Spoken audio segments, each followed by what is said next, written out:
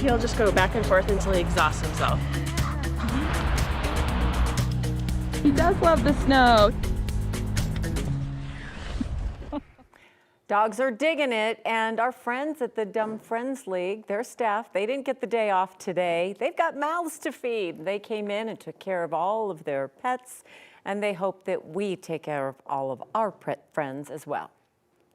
During the cold weather, definitely would limit time outside. There are certain breeds that obviously love the snow, that will really enjoy it, like our Huskies, maybe even our Pyrenees, breeds like that. It's also really good to be mindful of the salt that might be put out during this weather. It can be quite harmful to our pets' little paws.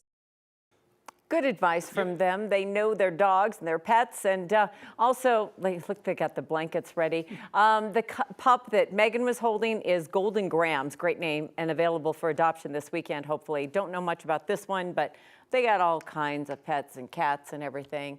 But yeah, think about the salt and the fact that that snow builds up and it's not good on their paws and their fur, so you got to take care of them. And remember the trick that our Mark Salinger showed us. If you've got one of those dogs that gets the clumps of snow all over it, what was he using? Like a pancake batter beater kind of thing, Yes, you know? an egg beater to just type kind of of go thing. like that on the dog, and it just whoosh, snow right off of it. Yeah.